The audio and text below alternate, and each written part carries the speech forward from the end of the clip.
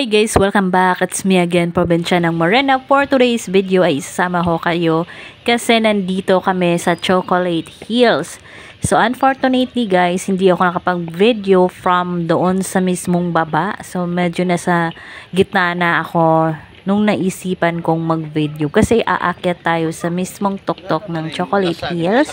So ayan, sa mismong kalagitnaan na ako nakapag-start ng video. And sa mga oras na ito, mga 7 AM kami, nandito na. And then, pagkatapos nito guys, medyo maulan kasi siya. Tingnan nyo, medyo basa yung mga lupa or sa semento or sa daanan kasi umulan bago kami dumating. Actually, whole night ata umuulan talaga siya. So, swerte pa rin kami kasi nung pagdating namin dito, hindi na siya maulan. So, hindi ko rin nabilang kung ilang steps yung pag-akyat natin guys kasi medyo nasa tuktok talaga siya guys. So, para makita natin yung ibang mga chocolate hills or hills, so, aakyatin natin. And then, meron siyang wishing well. So, ayan guys, so, dyan, yan yung ano natin. Dyan yung hagdanan. So, ayan. So, hindi ko talaga nabilang kung ilang steps siya. And, kayo na lang yung mag-search.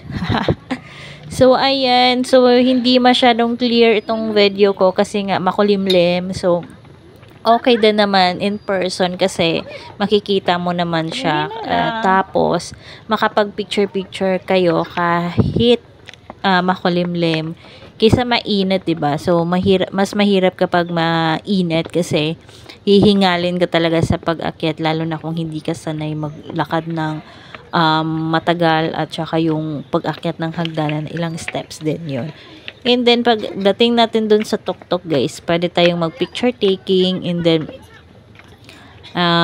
kanya-kanyang post na lang din kami. So, hindi rin ako nakapag-video ng matagal doon kasi nga, nag-picture-picture na kami. Sa mga gustong pumunta o bumisita dito sa Bohol, so isama nyo itong Chocolate Hills kasi ito din naman yung sikat or famous sa Bohol, diba? So, bisitahin nyo na guys habang entrance ay hindi pa ganun kamahal.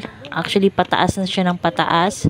Dati kasi parang nung kami, nasa 20 pesos lang yung entrance nung bata pa kami. Tapos ngayon, nasa 100 per person na siya guys. Eh, kung madami kayo, diba? Medyo mabigat talaga siya. Mabigat yung entrance fee niya kung madami kayong pamilya na pumupunta dito. So, ayan lang guys, so far. So, ayan, worth it naman siyang bisitahin kasi nga famous ito and sa Bohol lang siya nakikita. And then, doon sa baba guys, sa mga gustong mag-ATV ride, meron din silang available. So, kung gusto nyo ng adventure, so try nyo pong mag-ATV ride po. Ito, kumbati pa!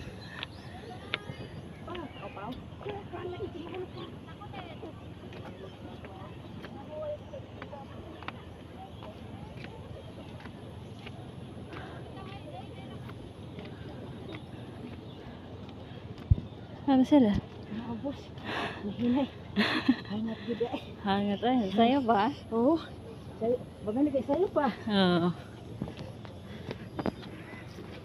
Agon pa. Kaya pa. Oh, kay pohon. Di na. kaya.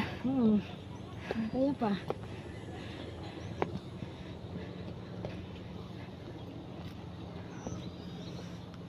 Bayon kayo na nag-post.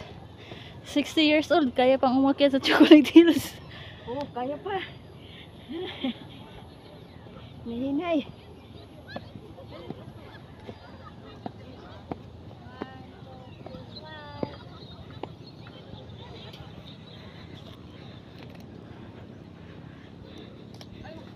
Asa ubos na itong wishing wells ay?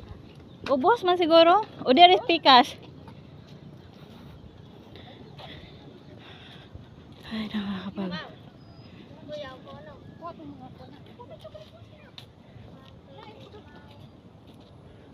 Where is the sun?